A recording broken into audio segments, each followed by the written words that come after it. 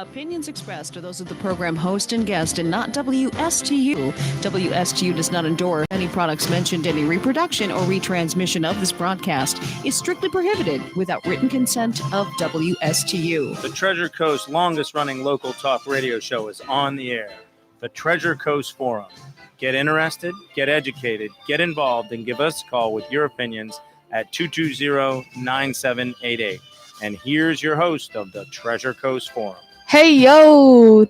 Thank you for tuning in today. Happy Thursday. And you're listening to the Treasure Coast Forum on 1450 WSTU, Martin County's Heritage Station. I'm Noyana Pierre-Lewis, but you can call me No-No, and I'm here with my co-host. Hi, I'm John. And we have a special guest today who will be joining us from now on, Ms. My name is Alexis. And, of course, we have Mr. Frank with us. Yeah. So, all the three of us are all members of our South Fork. Well, we go to South Fork High School, and we're members of our Youth in Government program, which is a youth-run, youth-led, and youth advocacy program that means so much to our hearts because Alexis and John are both a part of the legislative program. I'm part of the judicial program, and this program gave us pretty much the opportunity to be here. So once again, thank you for tuning in. And to start off today's show, I'm bringing to you all a new type of segment. It's called Twitter News, the people's thoughts and opinion. How about you? Meaning I scour Twitter to look for the craziest and some maybe outlandish opinions to see what you think as well. So you can call in at the radio station, and our number is 220-WSTU. And for those of you who missed it the first time, it is 220-9788. I hope to hear your phone call today. Now, getting right into it. Knowing that Twitter is a mess in within itself and definitely not good for your mental state sometimes is a good place to dive into when looking for what the general public thinks. So a few popular news sources were sharing a few tweets, which reads that YouTube says it will begin removing content that falsely alleges widespread fraud or errors surrounding the 2020 presidential election. For more than a month after then, Joe Biden was declared the projected winner of the election. So I personally think that this is not only a limit of the content creators of YouTube and their freedom of speech, but it also makes me wonder, what does YouTube not want to get out there? After all, everything about this election is pretty split. It's either Trump won and they messed with the election, it's fraud, or Biden won and Trump is just upset and trying to blow it up in everybody's faces. It's one or the other. And then, yeah, of course, you have the people who don't care, but continuing on, the people seem to have to agree as well, as on Twitter, at Serene96 commented, so they'll probably crack down on the valid affidavits, testimonies, and all claims of irregularities, and criticism about the election not having been 100% transparent. That's a form of censorship and a very questionable tactic to apply right now. Who's behind this? At user Zaglist commented, that's how bad big tech has got, communist-style censorship. And I think they were referring that to China and how the media is censored over there. Nice, is it allegory, I guess you could say? Illusion, so, you know. Good choice of words. Yeah. Good choice of words. At iClown commented, YouTube has no authority or ability to determine if it's true or not. This is pure censorship by proxy, so the politicians don't get their hands dirty. Any thoughts? So the first thing I would like to mention is that more likely than not, this arised from the Georgia suitcase incident. That would make the most sense, rationally speaking, considering Okay. I'm hearing about this now, Yeah. and that's been all over the place. Mm-hmm. And considering that, going on YouTube, you can still find that footage, and you can still find courtroom expressions of that footage because it was presented in court, Mm-hmm. and you can still find plenty of information about it.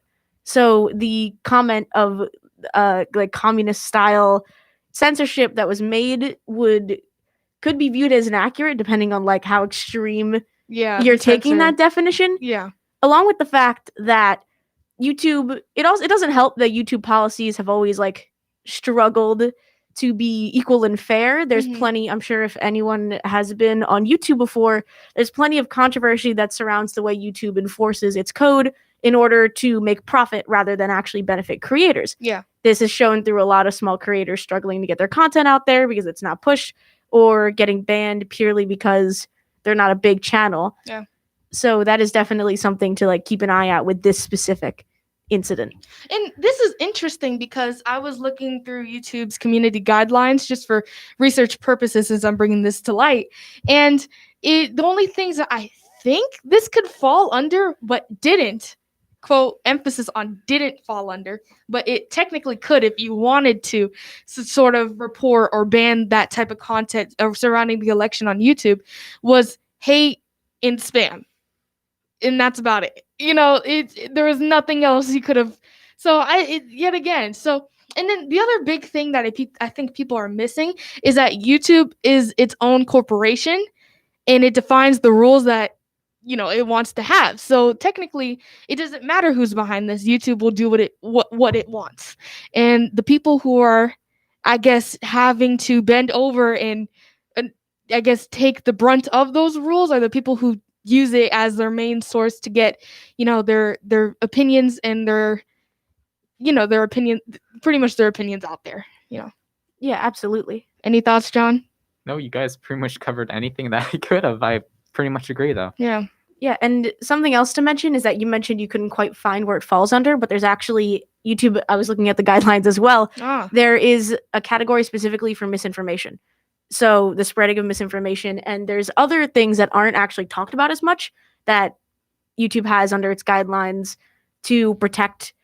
The specific guidelines that I'm referencing are it's restricting misinformation that can be spread, and this is coming directly from their guidelines about presidential election integrity, which is the comments about like extravagant fraud. Those will be completely cut out, even without. I believe in this case, it is without, if any of these are violated extensively, it'll be without a flag or anything. They'll just like take it down. Okay. And another thing that they cover is voter suppression, suppression of census participation, and candidate eligibility, and incitement to interfere with democratic processes. And the first two, voter suppression and suppression of census participation, is specifically when people are misled on dates of events or misled on their ability to vote and like such and such.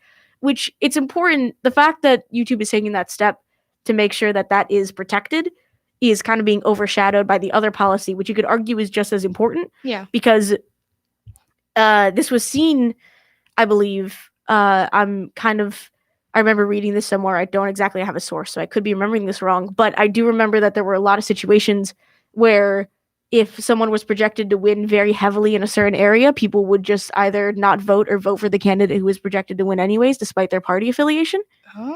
Purely because they saw no point in voting in their way, and they simply went with the crowd, as it were. So creating this sort of filter, I believe, if handled properly, which YouTube has history of not handling it properly, so we'll see what happens. Yeah. But if handled properly, could actually be very beneficial. Interesting. All right. Any other comments you'd like to add to that, John? I don't know any of YouTube's guidelines or any of that, so I can't really. Well, you don't know. It's just it's YouTube has a long track record of just abuse. Yeah, I guess that's the only thing I can just say. Yeah. Any comments? Yeah, well said. Yeah. It's a bit of an issue when you have a arbitrary decision made by a private company that it makes editorial basically decisions, and there is no you have to pull your story down or your tweet or whatever that is before you can. Sometimes they just take you off the platform altogether if you violate their. And there's been several instances where no real violation took place, but somebody at that company just took affront to a comment that may, in some cases, actually turned out to be accurate. Yeah. Oh yeah. And that's a real problem. And I think stricter government oversight may be required so that these companies don't run roughshod. Yeah. Because they wield a lot of power. Yeah. Absolutely. And something that could be overlooked is that a lot of the YouTube algorithm is run by simply pulling out keywords. That's how they flag a lot of videos. So, for example, when coronavirus became a big issue and a big, like, the very beginning when things were flying off the shelves, there was like stocking issues. You couldn't say COVID or Corona on a video because the system would flag it and Yeah. they would demonetize the video. They'd make sure you weren't making profit off of it. Yeah. So there are certain things that have to be done, and I do believe that it would make sense for YouTube to take its own policies a little more seriously, purely due to incidents in the past, specifically the Jake Paul incident Mhm. of like 2017, 2018. Mhm. That was a terrible example of them enforcing their policies. So I think it would make sense that they would work to get better with that, purely because it could like fix their reputation, because their reputation, especially among big creators Mhm. that have a big reach, has been poor with like things like monetization, regulation, et cetera, et cetera. And one last you may thing. want to explain to our listeners what. I mean, a lot of listeners don't realize that these YouTube videos are monetized Oh, yeah. and what that means, because they may not even know what that Oh, means. well, monetization is just basically they have ads running on the video. Right. That's why when you click on the There's video, cash value, and people Mhm. get paid for the Yeah. use of those. Yeah. it's basically money. It's pretty simple. Yeah. But one last thing I'd like to get across before we move on to our next Twitter scandal, not really, but is that a lot of what I saw from the comments here is that they kind of, I feel like the commenters were thinking that YouTube is almost a part of like the government, almost. Yeah. And they're not. No. Just there needs to be that separate line. Major tech corporations and the government are separate. So, I which think is why they YouTube is can- owned by Google, right? Yes, yes. And but Google's owned by Alphabet. Did you know that? no. Another outfit called Alphabet. Oh, John knows Yeah. that, right? Oh. But Yeah. they're separate. So Yes Yeah. and no. Yeah. But I mean, they share platforms. mhm. You know, so when you Google something, Oh, there's a that filter. something, Yeah. something that you're interested in, a topic, or, Yeah. a subject matter. It's not It's not just coincidence that when you go through your YouTube page, sometimes you'll start finding those will pop yeah. up. But that's like all over. That's like all types of social Yeah. medias, like TikTok, Instagram, Absolutely. even Right. Facebook. Yeah. Especially Facebook. But Right. yeah, just wanted to get that because it was like a consensus that like literally, so the politicians don't get their hands dirty. Yeah, absolutely. And like YouTube has never, because of the nature of its platform, Yeah. at least as far as I'm aware, it's never had a party affiliation, because that would be ignorant on their part. It would dissuade some people from using the platform and then motivate others. Yeah. And unless they trust that market very much, they're not going to lean towards one political party and then reject the other. Yeah. It would just be a bad like marketing tactic. And especially the way that these are like worded, it definitely does seem like it almost feels as if they are being like managed, and specifically the wording of one of them, because I have the specific quotes pulled up just so I can like reference them again so I don't quote it wrong. Mhm. Specifically says that it is like claims that they'll probably crack down on the valid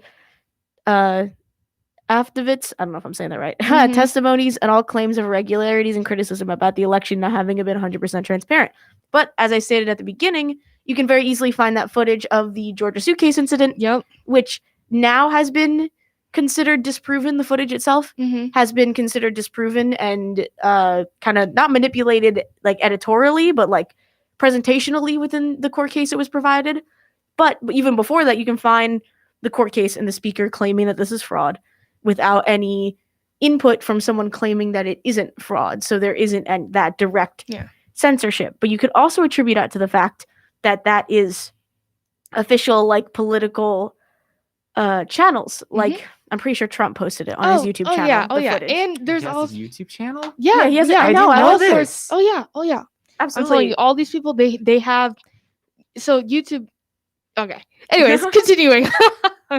So scrolling through Twitter once more, I found a tweet about our education system from Alexandria Ocasio-Cortez, who on her page says that she is a U.S. representative.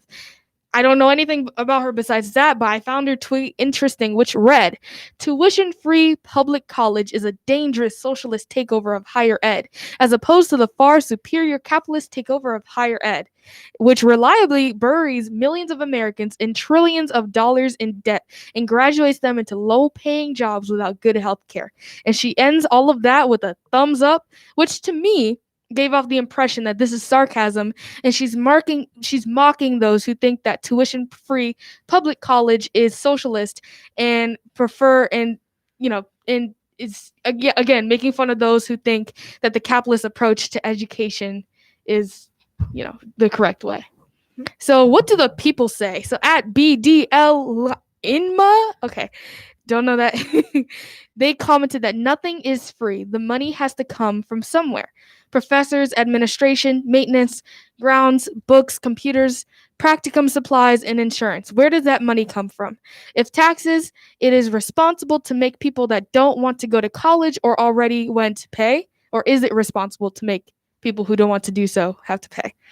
Oh, and here's a funny one. So at 3-year Letterman or Coach Letterman, Senator, I can tell you that an hour in the weight room is more valuable than a lifetime in the classroom. We need to get rid of higher education, which will eliminate any student loan debt.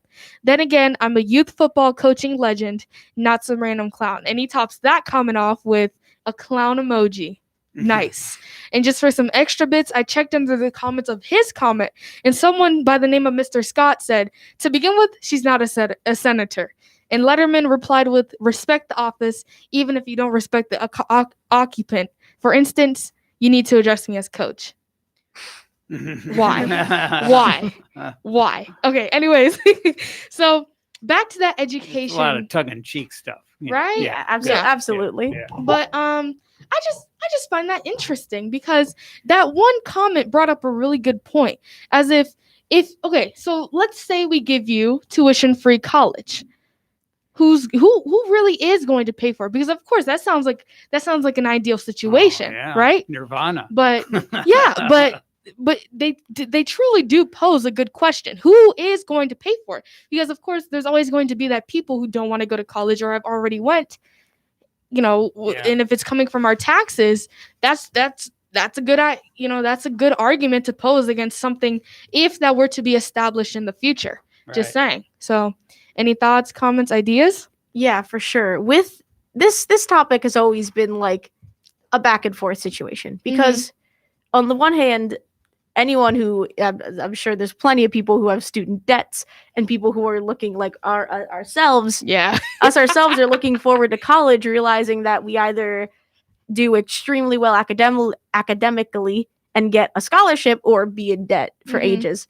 And it's that exchange. So it on one hand, that like capitalist mentality, which is kind of like one of the foundations of capitalism, is that it's a motivator to try and save as much money as possible and benefit. But at the same time, there's people who are perfectly worthy but just don't have the opportunities to pursue that option of gain. And I think what a lot of people don't realize that the implications of free college is that there's going to be more people applying, which means more difficult entry requirements and more difficult entry exams, more rigorous testing.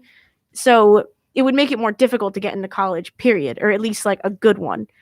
Purely because if college is free, what stops everybody from going to college, especially since those are higher paying jobs. And this is I don't know how accurate this is. This is like, my grandmother is from Cuba. She moved down from Cuba to the US when she was my age, 16, 17.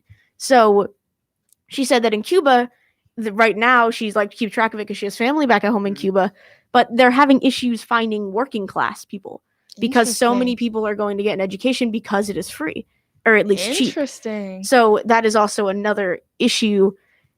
But considering the U.S., you can't eat. I mean, you could eat a diploma, but it's not very, it takes away the nutritious. value. Exactly.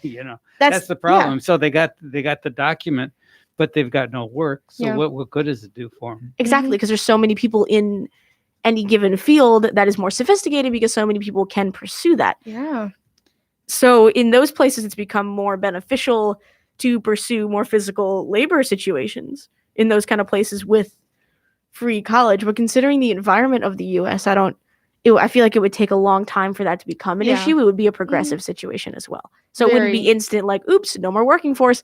Especially since the U.S. does see a lot of like immigration and recently emigration up to Canada, which is a trend that was noticed with the elections. There was a lot of emigration to Canada specifically.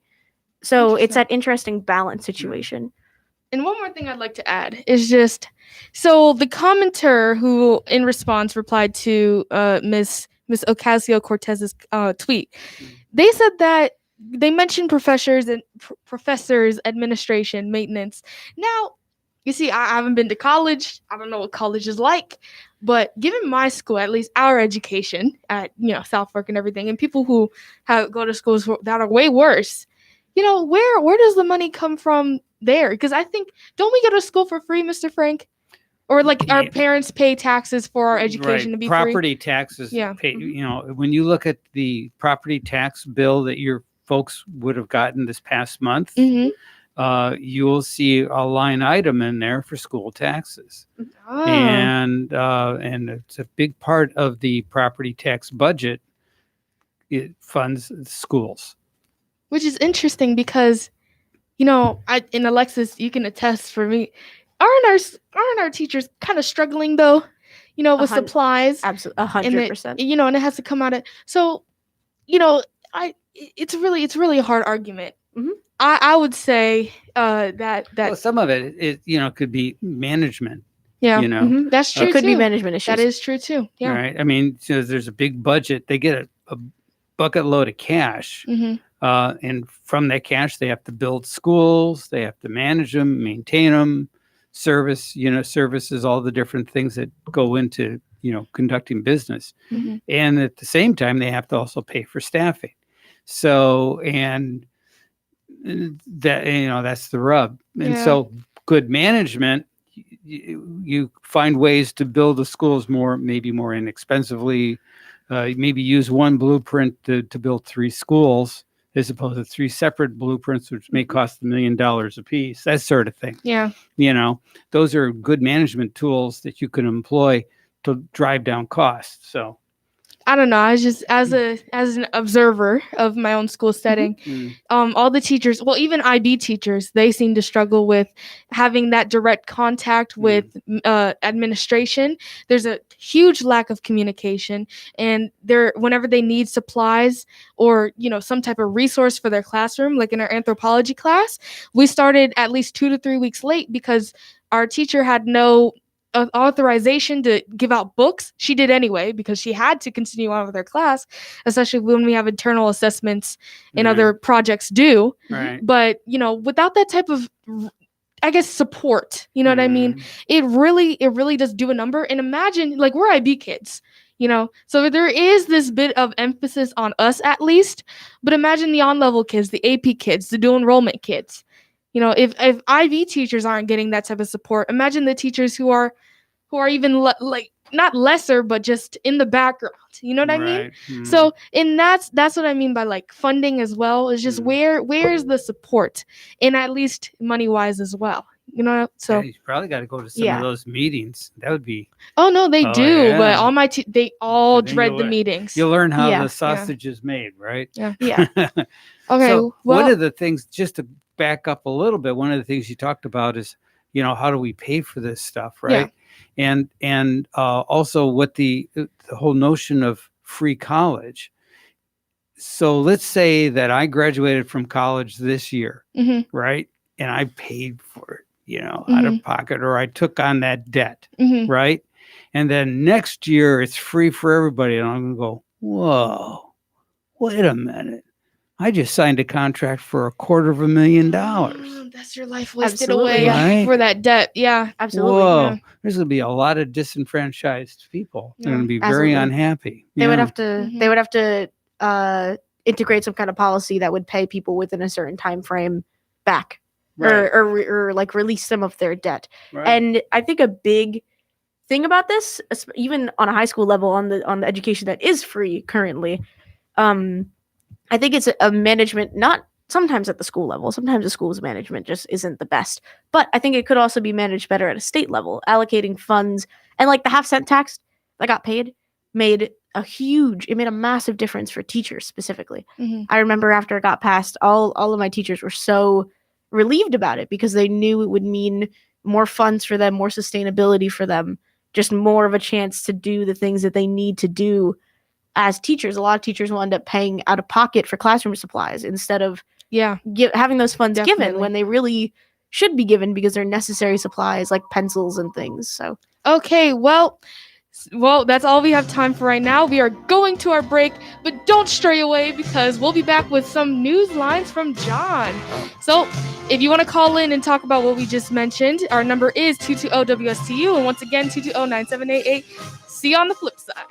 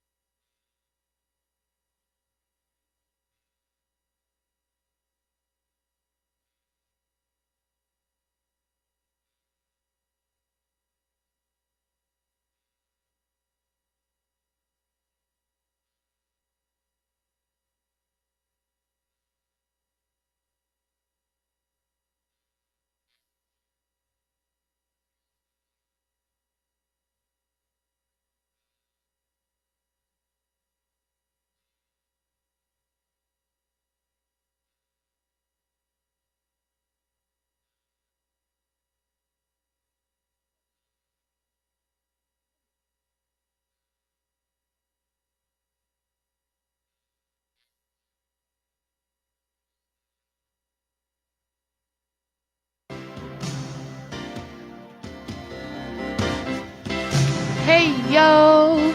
It is the Treasure Coast Forum on WSTU 1450, Morton County's Heritage Station. Welcome back. And right now, we have a caller on the line, so let's deal with that. Now, I hope this is correct. Mr. John? You bet. Bingo! How are you Hell doing yes, today? John from Stewart. Here I are. Yes. So, what do you Okay. have for us today? Well, I don't remember if Trump mentioned this when he was running or when he had already became president, but he said he wasn't going to have time for golf. He's going to be so busy that he isn't gonna have time for golf. Well, Trump went golfing 25 times as the virus swept across the U.S. and killed over 200,000 Americans. Okay. Imagine that. Imagine that. Okay. So I got a question for you, John. Okay. Sure. So after January 20th, it looks as though President Trump will no longer be president. We'll have President Biden. Other than Orange Man Bad, what are you going to be calling us about next year? Hey, he's not going to go away until he dies. Yeah. All right. All right. So You you say you're going to hang on to your Orange Man Bad. Okay. Well, All right. Okay. He's such an energy. He gives me. Yeah. Well, you ever listen to the late night talk show hosts? No. I don't know what they're going to do. Yeah. Oh, Exactly. wow. Yeah. You know, Yeah. they- That's what happens when you Yeah. spend when There you you put go. all your eggs in one basket, and All it's right. not even worth it. All So Well, I want to tell you something else. He spent $6 million. I forget which state it was. $6 million to find out, to recount, to make sure he didn't win that state. And Yeah, he's allowed to do that. It was his right to do that. So, Sure, of course he Yeah. did. Right. Okay, so anyway, it cost him. Right. It was 300 votes for Joe, Mm. and after his count, Joe gained 87 votes. Okay. All right. I don't know, was that his money or was that our money? No, that The was his $6 money. million? That was all his money. Yeah, I believe Okay, that was out of pocket people on that his sent end. in money to him. Right. anyways, Yeah. Okay. Very good. thank you. Okay, Thank you for your time. Thank you for calling in. I You appreciate it. I hope you have a wonderful rest of your week. righto. All right, Right. then. All right. Bye-bye. Bye. And now on to the other John in the room. Hello. Okay, I've been a bit silent. Sorry about that. I just couldn't really comment. You guys had like wonderful stuff, and I didn't want to interrupt any of it. Okay, You're so all good. That's why the spotlight's on you. okay, Continue on. so going into it, first off, FireEye got hacked. Okay, so for a bit of background, who don't know about FireEye, it's a company that's like heavily invested in cybersecurity, in kind of just like and the DOD actually uses them, right? Mhm. Yeah. and just other Yeah, big they're companies, and they big, also yeah. like do things such as like tracking down people who have hacked in and such, and they're pretty famous for that as well. So just in layman's term, they kind of use a set of code that is called Team Red tools to replicate like hacks that have been like past used on like various organizations and stuff. And then they kind of like use those hacks, like assemble them into the massive like files of team like red team tools. And what they do with that is like, say the government is like a client of theirs, they'll be like, hey, we want to like, what part do you want us to test? And then they'll just run those files on them, seeing like if there's any like, if they can breach the code or anything on them. If there is, I'm assuming they just like tell them and then just like fix this up ASAP. Anyways, the reason why FireEye is in the news is they got hacked. It's assumed they got hacked by a nation state. But the thing is, they think it's Russia because the FBI ended up getting invested in it, and it got turned over to their specialized branch about Russia. The thing about the red team tools is, since it's just an amalgamation of just all sorts of hacks from like all over time, they can basically disguise their footprints almost, because these have already been past used. You're not making any new code or anything. So if they play their cards right, they can basically do whatever in a way. Oh yeah. Hold up a sec. Let me find my quote. Well, while you're doing that, let me just say one small thing. I'm surprised they don't think it's China, given all the controversy about Biden. And my dad was watching Fox News yesterday, and they're calling him China Biden or Biden China, in mocking him in that sense. So I'm kind of shocked they think it's Russia. Well, it's more of a kind of guess. Kind of, the company didn't state which one it was, like country wise. Oh, okay. Like they have tactics to like kind of identify like it might be from here, it might be from there. Mhm. It's how they locate people and such. But since it got handed to the FBI in a way, and then it went over to the Russia branch, can assume a bit that it's No, I know. I know. Yeah. kind of it's just- maybe a little bit more over there. Yeah. And for my quote, I quote, "They created several thousand internet protocol access addresses, many inside the US, that have never been used in attacks before." And that's from the New York Times. Mhm. This is basically to kind of just like fog up everything, just like you don't know where they are. So they couldn't really track them, to my understanding, unless they haven't like released anything. So my thing with that is, if they can already do like several thousand IP address, they can do that wherever, and then they can just pretty much go everywhere, if that makes sense. Yeah. Yeah, absolutely. And even like it definitely seems like obviously a security issue. I feel like that's a given. They got Yeah. hacked. And I think with the country that it's directed toward, it's more so like the public attempting to use context clues, because correct me if I'm wrong, like a direct announcements about where it was from weren't given. Yes. Yeah. Yeah. So it's more so like people who are invested in this use kind of context clues. If it was handed over to the Russian sect of the FBI or the sect of the U.S. government that handles Russian relations, then clearly it has to do with Russia. Oh no, I know. I was just saying that because of all the mockery that's been going around. Absolutely. So, given that this is a big security company, as you just outlined, there's been so much just thrown out. China, Absolutely. Biden, China, Biden. So, if the security company were potentially politically affiliated, that might skew it. But I think Yeah. I don't believe it would be. That would Yeah. be strange. all right. Any finalizing comments? Not really. All right then. Now Hey, going into you- possibly On the same topic, you guys were talking about China, and there's this whole conversation about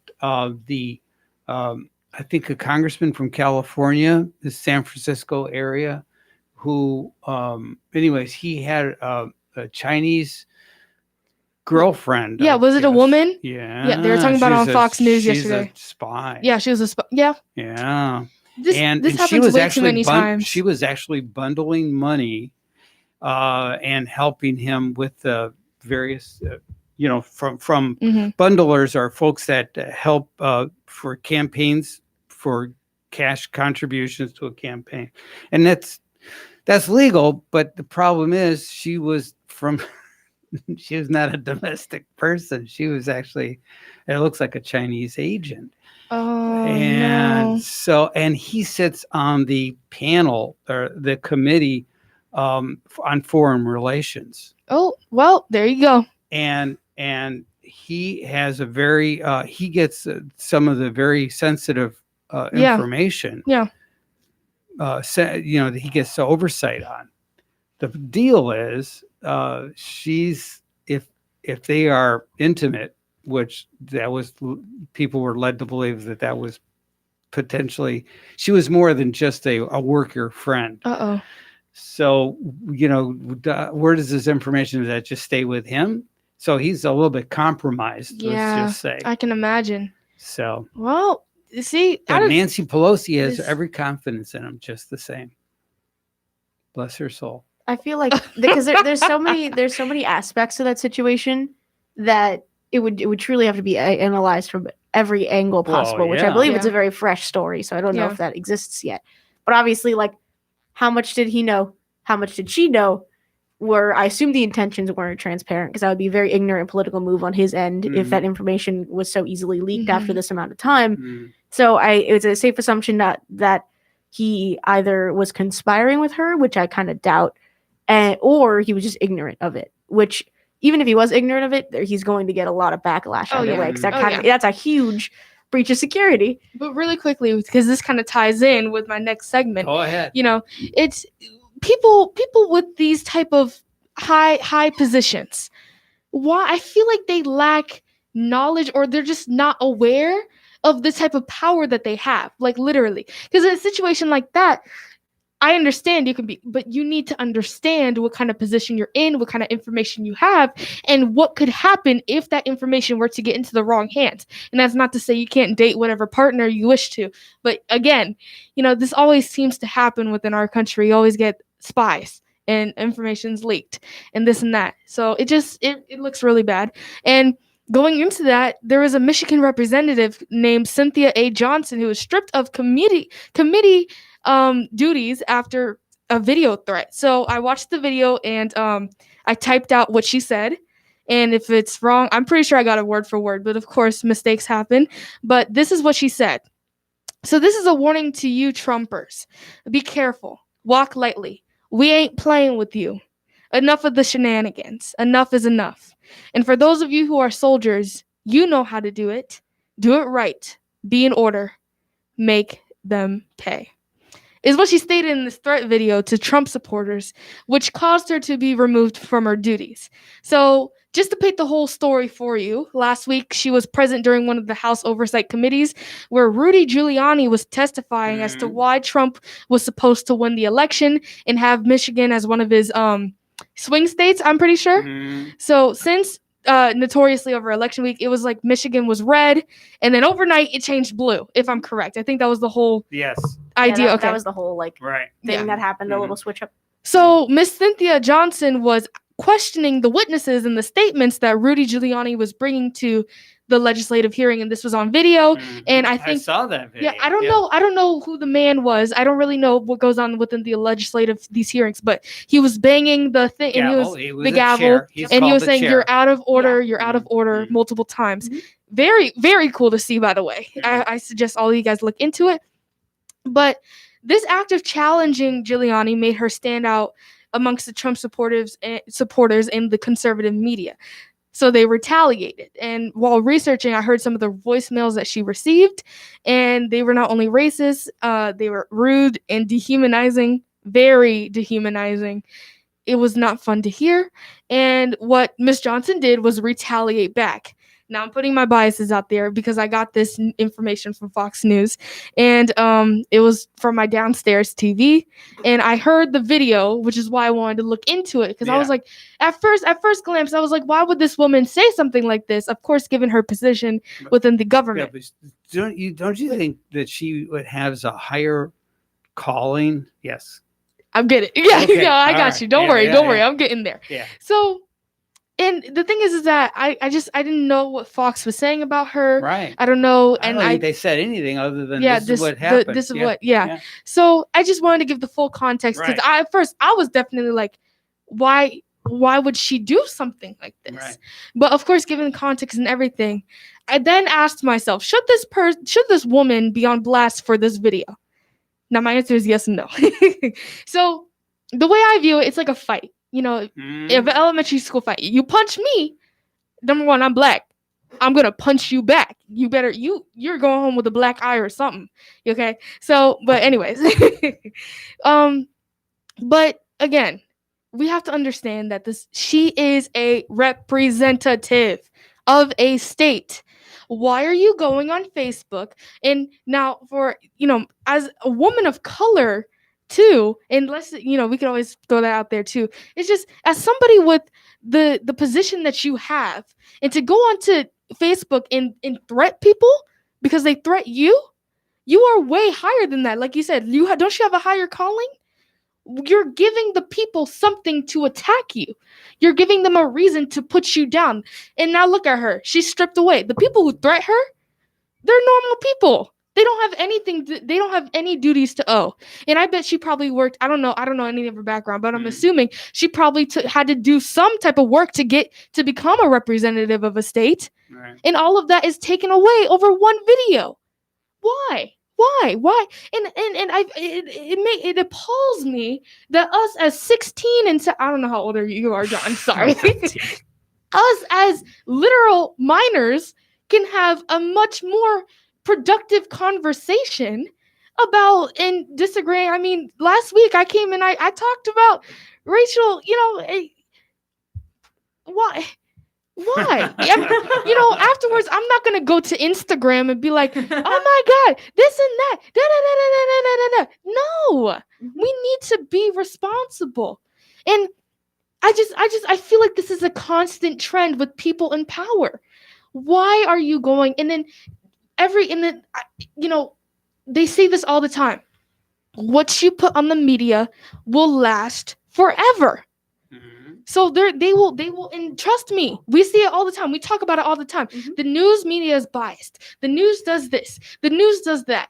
So for you to go onto Facebook and threaten Trump supporters especially. Why? Well, during that hearing, Mm-hmm. she flat out told these people that signed depositions. These were complaints that if they were lying, they faced jail time. Yeah. So Yeah. so they gave witness testimony, Mm-hmm. signed the documents, Mm-hmm. asserting what they saw, Mm-hmm. and she flat out during that same hearing called them liars. Yes, and That's totally disrespectful. she was requesting for them to be also put under oath, but seeing that they signed those things, technically they were. Right. Yeah, technically So I speaking. just Yeah. I mean, it's like, and yeah. she can doubt them all they want. It's not Right. it's not the argument. Mhm. It's just the pure irresponsibility for me. Absolutely. And you in a country like this where we have corona, this, that, and all the world is just in elections, there's too much and you can't regardless. And I'm not excusing the people who sent her those death threats, those messages, because those were grown adults too. Right. You should not be doing that. Yeah. But you as the bigger person, Right. you need to stand up and take pride in your action. If you want to challenge somebody in a legislative hearing, do that. Go ahead. Go for it. Right? But don't go onto social media and basically be what those people were to you. Don't. It will never work out in your favor. Never. And that's just so disappointing to see, especially as a woman of color. I just so Absolutely. disappointing. Now, a few clarifying questions for you if you know the answers to them. Okay. First question I have is, so this was posted on Facebook? Yes. That's it? Yeah. Okay. And of course, it got to it was Oh, spread yeah, around. yeah, so, of course. Yeah. Mhm. that's inherent with anything you put on social media. If it's Mhm. like explosive in that manner, it will get spread around. Mhm. Another question I have is, was there like a title or any context within the post itself, or was it just a video? No, from what I was researching, because I couldn't find the original video itself. It probably got taken down. Yeah, it was most likely taken down. I didn't find the context. Everybody just labeled it as Trump video, Trump supporter threat video, things Because like that. I think if you look at it, I think it depends on. It's very hard to know the original intentions of a person, Yeah. because to play devil's advocate a little bit, of course, Mhm. everyone's wrong on this. Everyone's wrong. Yes. You shouldn't send death threats to people. You also shouldn't be so careless with your words. But I Mhm. think to play devil's advocate a little bit, these necessarily didn't have to be like physical violence warnings, because the wording of it is very vague. Yeah. It just says, for those of you who are soldiers. It doesn't say veterans or current U.S. soldiers. It just says soldiers. That could be taken figuratively. Those I who are think willing she's talking to. about people as supportive of her cause, soldiers. Yes, that was my thought. Those who Yes. have her same viewpoints. And the statement she specifically made, quoting from her little paragraph, where she says, "You know how to do it right, be in order, make them pay." I Mhm. don't know if that in my mind, just purely because I'm a very literary person. I work with a lot of Yeah. literature. I read a lot. That could also be taken in a more metaphorical sense of make them pay legislatively, make them pay Sure. by showing them the facts, make them pay by like facing the music in a sense. Yeah. Not necessarily like go beat them up for Oh me. no, of course. Like I said, it's just a retaliation, like saying Mhm. you're Yeah, not going to absolutely. break me down, But of course, And it was people taken will the spin wrong it. way. Yeah. And yeah. for it is honestly like kind of a lesson in like picking your words carefully, or at least Yeah. providing context. And with this specific situation, especially since like the most vocal people who would be against her are usually the most dramatic as well. Mhm. So it was definitely like it was a minefield from the get-go, Yeah. pertaining to anything. Mhm. But and I totally agree with you, because you're absolutely correct. And I think she was just trying to, puff up her chest and be like, your threats mean nothing to me. My people who support me are going to defend me the way they should, and they will, because all of us believe in this. And you liars, as she was calling out during Right. the reading, Mhm. you liars are not going to get away with your lies, whether you believe they were lies or not, et cetera, et cetera. It's just, like I said, you are a representative, and especially, and here's the thing, especially if you know that people are sending you death threats, they want you dead, they're calling you the N-word and all these other racial slurs.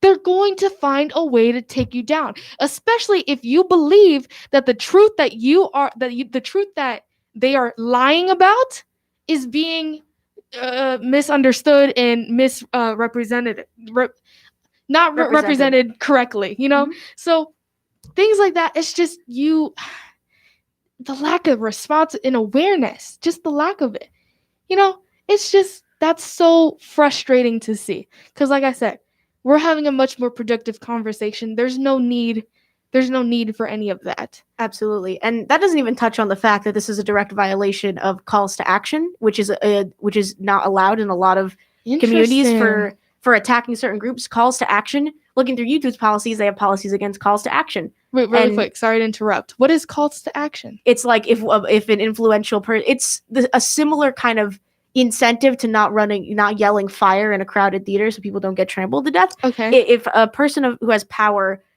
ends up like saying like everyone go do this, and it's subjectively or objectively destructive, that is against a lot of social media policies, and it could be like considered, like, I'm pretty sure it can be taken to law.